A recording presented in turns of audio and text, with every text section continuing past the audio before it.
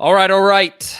Halftime, Tennessee 24, South Carolina 10. A nice little pick six to cap off a pretty up and down half there. One that had, obviously, Tennessee with a 14-point lead, but also with a tragic injury to one of the best players on the team. I'm Charlie Burris. That is former Vols quarterback Jonathan Crompton. We're going to talk about every single bit of it here right after I tell you about the great sponsors that bring you this show. First up, BetterHelp.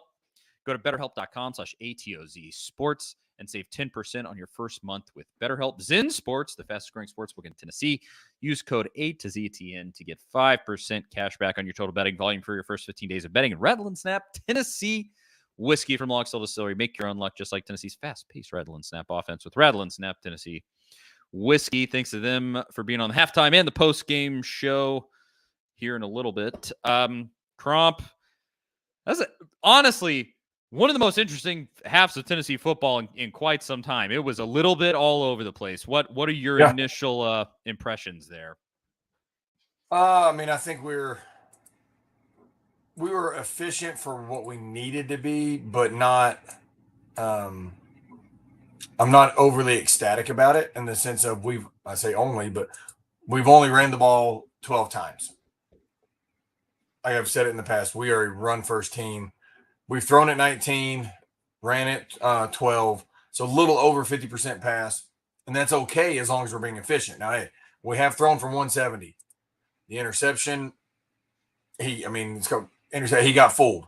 I get it. Now, Brew, obviously before the injury, and we hope he's okay, did not look good, but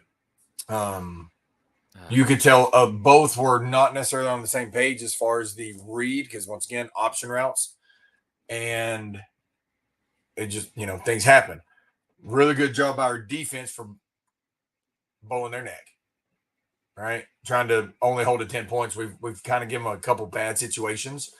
But I think our D-line and linebackers are playing well tonight, rallying.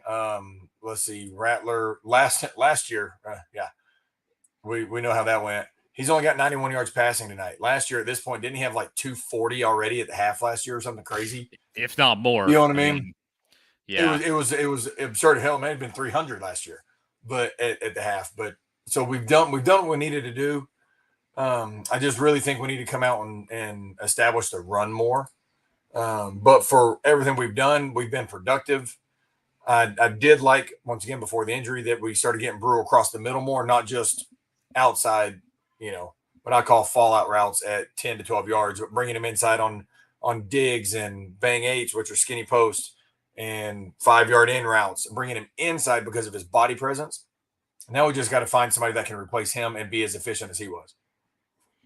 Well, first and foremost, I would say diagnosing Milton just right off the top. Obviously, last week, big talking point was he sort of got his knee rolled up on funny, just an awkward tackle that happened against UTSA. And people were talking, is he going to be 100%? I personally, watching that first half, I think it's pretty clear he's not. There was absolutely no attempt at all to be mobile in almost any way. And then you even look, I think somebody said it in the comments right here, but even that big bomb throw to Squirrel looked like he floated. Yeah, here it is, Greg. He says, anyone think that deep pass to Squirrel looked like it was floating? It just didn't look like it was there, like his normal. No. You really don't think so? No, you don't know why? No. Who I did not read the name of the comment. This is my issue, and I've said this 100 times to everybody. You can't play both sides. You can't say I'm tired of the overthrows, and then go, oh, something was off when he puts air on it and gives this guy a chance. You got to pick a side and go with it. It just didn't look like his normal because he put more air on it. If you watch his actual mechanics, his feet are a little closer together, his shoulders are more level. Now that may be due to the knee, I don't know, but he's a lot less twitchy tonight. I'm not saying he looks good, but he's normally twitchy. But you can't sit here and say it floated. Yes, he did float it, but he gave more air on the ball on that one deep ball. You on a 50-50 ball, you got to give your guy a chance. Right? Fair. I just don't think overall. I just not sure he looks right. Oh no, Just I'm not disagreeing with that. I'm just talking about okay. the one throw. Oh well, it's all right. Fair enough. But yeah, it just specifically like after last week where you came out and ripped off a giant run in the very first play, Yes, and this yes, week, I mean, there is it's clear there is like a no run policy around Joe Milton right now, and he has yeah, a knee no. brace on. So Well, you can even see it in the pocket a couple of times. We've got he's taking a sack, and we've all been a little critical of his pocket movement in the past, but last week it was really good, and then now this week he's not moving. You can tell it's a little more tender than yeah. kind of let on. Well, let's before we move on to the first of our two segments for the halftime show, let's do of course address Brew McCoy. I mean, if you didn't go and track down a replay, I'm fairly sure it's something along the lines of I don't like diagnosing. I'm no doctor. Something along the lines of a compound fracture in his leg. I would guess done for the season. I mean, it's speculation. We don't totally know, but he's carted off in an air cast. I mean, let's be totally honest here. Well, it's bad when he got carted off. Yes, but then when they said they've already taken him to the hospital, that's where you Yeah, know it's bad. because I mean, if Because it's there's X-ray machines in house, there's all this stuff in yeah, house. You don't have to leave for a lot of things. That if it that's what's concerning to me. if it's a compound fracture and you have like bone splintering and things, you can get bleeds internally. There's Yeah, a lot I of mean, problems that can happen there. and it could Yeah, be something I say as little as, but it could be something as little as just a dislocated ankle. We don't that's know. true. That is true. We don't know. Hoping for the best. If it's a dislocation, there's a chance he can come back. I'm holding out hope. He's I one of the guys that he's one, as everybody knows. Him and Samson are my two dudes on the team. You know what I mean? Like he's those are the such a guys I root for dog, the man. most. So it's like I'm holding out hope because I love watching the guy play. It makes me so ill. Like it just completely made me just dejected and Yeah. sick. I mean, it feels similar to Hendon last year. Thankfully, you have a lead and you're not getting your head beat in by South Carolina. But I mean, I hate it so much. And obviously, you wanted him to be your go-to guy, and he has been a go-to guy, and that just is ill. But the thing is now somebody step up because that's what happened last year. Tillman goes down, and you get the surge of Jalen Hyatt. So somebody figure it out, step up. It's time. I mean, this is what these times are made for, is for somebody to have a breakout. I mean, you're going to get guys with chances that weren't going to have chances before. So now let's move to our first segment. That is, of course, the Better Help. Who can better help Tennessee win in this second half? You're up by 2 touchdowns thanks to a pick six by Kamal Hadden, which we haven't even talked about yet. It's been mostly Joe Milton there to start, but we do have to address that. But let's first, before we get to this, let me tell you about BetterHelp. If you're a Tennessee fan like me, you know how many years the Big Orange have shaved off your life with the emotional roller coaster of college sports, or maybe the roller coaster of life is messing with your happiness or preventing you from achieving your goals. Regardless, if you have a clinical mental health issue like depression or anxiety, or if you're just a human going through a hard time, therapy can give you the tools to approach your life in a very different way. And that's where our sponsor, BetterHelp, comes into play. BetterHelp's mission is to make therapy more affordable, more accessible. And this is an important mission because finding a therapist can be hard, especially when it's when your options are limited to just your area. And BetterHelp's platform makes finding a therapist easier because it's online and remote. BetterHelp can match you to a professional therapist in as little as a few days. Plus, with our link, which is betterhelp.com/ATOZ Sports, you get 10% off your first month. See a therapist because maintaining your mental health is just as important as maintaining your physical health. So this football season, check out betterhelp.com/ATOZ Sports and save 10% on your first month with BetterHelp.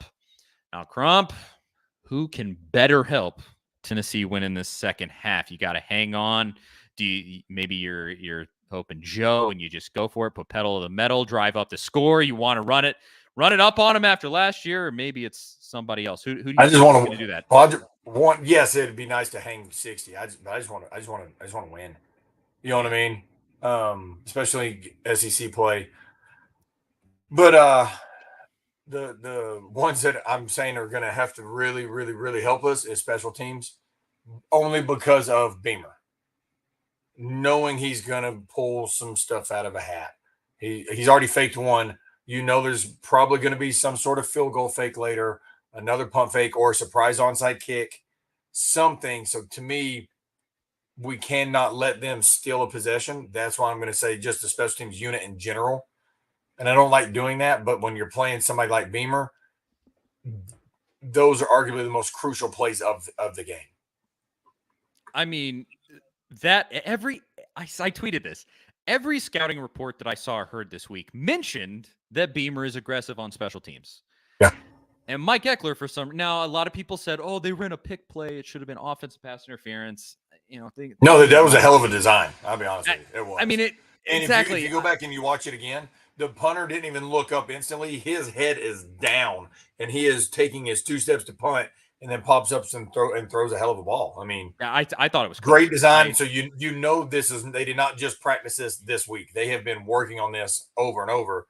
I mean, it was executed very well. That's what scares me when you're playing South Carolina or anywhere that Beamer's at, is you're gonna get that stuff constantly. I mean, think what you want about that. In my personal opinion, I think Mike Eckler is he's a likable guy, one of the weaker links on this coaching staff. Just personally, it's kind of a conversation for a different time. But that was not great. Regardless, you ended up stopping them, and they turned the ball over on downs. Thankfully, defense came to play. My better help, the player that can better help Tennessee is really just the defensive line. I mean, they are wrecking Spencer Rattler's world tonight, and they just got to keep that up. You have to continue absolutely pounding that offensive line, and they're doing such a good job. I mean, really, just name your guy there. Omar Norman Law, Tyler Barron, James Pierce, whoever you want to go with. James Pierce had a really nice first half. I hope that he can keep it up. Maybe I'll just go with him. But he's the one that caused the pick six with his pass rush. Yeah. Oh yeah. He really did. He got around the edge, made a play, made him step up and throw an off balance, uncomfortable ball. He threw it high. So you can't go wrong with that one. And let's talk about that pick six, because we haven't really mentioned it yet. Like you said, it was a great pressure by Pierce, and then an overthrow by Rattler. It wasn't great coverage by Haddon, but Haddon, when the break comes to you, you make that play, and Haddon did, and he made the play, pick six. Tennessee's up by 2 touchdowns. It was absolutely massive. A nice little redemption for Haddon after kind of all the hell he's been through to this point in the season. Yep. But go ahead. He needed that and I mean, you can tell he doesn't lack for self-confidence. That's a great thing as a DB. You can't. But he needed that just for his overall morale. You could see it. I mean, but hey, was it airtight coverage? No, but it's very rare. No, it's very rare. Because if you watch the play, he had to throw the ball early. So it's not going to be quote unquote airtight coverage early in a play. He was where he was supposed to be, made the play. It was overthrown. He still had to jump and get it. He made the play and took advantage of it. So that's what you're supposed to do in those moments. And especially with under a minute left in the first half, that was huge to get that momentum swing. Yeah, it really, really was massive. And I mean, so to this point, I don't think that you can say enough about the defense. They haven't been perfect, but they've been really excellent, and I love that for them. Let's see, this is a factor right here. Caleb Davis says Sampson is an X factor for sure. Sampson is a dog. Maybe you could throw that in as a better help player that's going to help in the second half. Dylan Sampson, kind of forget. Everybody's been lamenting, how did he not play against Florida? Oh my gosh, whatever. Play him now because he's a dog, and he made a big play in that first half.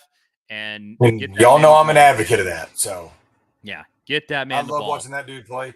And that's the thing is, who are we going to get to really replace Brew? Does it have to be a big body guy? Not necessarily, but in our offense, typically so. You know what I mean? There was a question earlier asking me, would you move Castles out there? No. I personally, I would not, because Brew and then Tillman, they're just big receivers. Castles is an actual tight end. Yeah. You know what I mean? There's a difference. There's no deep ball threat with Castles. There's just not. Brew, there is deep ball threat. There is post bang eight, like the skinny post threats, the 14-yard in route threat. Man, not with Castles on SEC DBs. that's such a big right? loss. Austin P, UTSA, and Austin P. I'm in. When you're playing SEC DBs, it's just not a thing. So what I would like to see, personal opinion, it's just me. Sampson's the second leading receiver on the team tonight. Squirrel's got 6 for 90. Sampson's got 2 for 42. Hell, I'd give him a chance to go play scat back, so to speak, get his second tailback on the field and put him in the slot. Sure. Yeah. Because Thornton's not playing, so why not see what he can do? Because when he gets the ball in his hands, he's extremely, extremely dangerous. Jonathan Crompton for Tennessee offensive coordinator. You would get my vote. I appreciate that. We do have to do the final segment here before the second half starts. And that, of course, is we're just going to talk about Tennessee at the moment. 19.5-point favorite now on the live line. And this segment, of course, is brought to you by our new betting partner, Zyn Sports. Zyn, it is football season, and it's time to switch to Zyn Sports, the fastest growing sportsbook in Tennessee, changing the bonus game with their cash rewards program. When you sign up for Zyn Sports with code A2ZTN, earn a welcome bonus that gives you 5% cash back on your total betting volume for your first 15 days of betting. It's crazy good offer. And if you have friends who bet on sports, share your Zyn Sports referral code with them, and then you'll earn 3% of their betting volume for their first 6 months of betting on Zyn Sports, and there's no cap on how much you can earn. So what are you waiting for? Stop wasting time and money on other sports books when you could be earning real cash rewards with Zyn Sports. Download today on the App Store or at zensports.com, and your wallet will thank you later. If you have a gambling problem, call 1-800-889-9789. Terms and conditions apply. Must be 21 or older in Tennessee to bet. 19.5. Will Tennessee win this game by 20? Obviously, that's just one more touchdown. And Tennessee gets the ball coming out of the half. You really could open it up pretty big if you score a touchdown right out the half. Cromp, you think you're covering 19.5? I think 19.5 is a stretch. I do. It's pretty high. I don't think we cover 19.5. I think we win. I just don't think it's by 20. Because once again, go back to what my special teams pick. When you're playing Beamer, anything can happen. I'm not saying he's going to, but I would not be surprised for a surprise onside here. I really wouldn't. Oof, yeah. Trying to change momentum, get it back in their hands. So stuff like that's why I go 20's a stretch. I mean, yeah, don't put it past them. I could absolutely see that. I'll say they do. I'll say they do cover the 19.5. I want us to. I'll say it's a 24-point win. It's South Carolina does score again, but Tennessee scores right out of the half and ends up just ends up covering there. But of course, don't. I've been wrong many, many, many, many times before. Ole Miss is fixing to beat LSU. That's a big win for Kiffy. Your boy Kiffy getting himself a win. The defense has decided not to show up today in that game. Oh, they turned into Southern Cal's defense today. Apparently, both of them. Yeah, non-existent. Oh, we have a super chat. Timothy says, "Don't do our fans. We'll eat our own. Look what happened to Sanders. Sanders." Randy Sanders. Randy Sanders? Yeah, that's an interesting vintage. I knew what they meant. Yeah. I guess is he saying that to me, saying you should be the OC for Tennessee? No, he's saying to me, don't do it because our fans are brutal. There we go. Okay. Yeah, I'm on board. Yeah, that's true. That is absolutely true. Okay. Well, I think this half's probably about to start. Thank you to everybody who's watching. Post-game show. We'll be here, win or lose, but don't even mention it. We will be here after the game. Tune in, and we're going to break down this. And then, of course, the Texas A&M game. Bye week in between, but the Texas A&M game, we'll talk about that too, no matter what happens. And, join us then. We'll talk to y'all in just a little bit.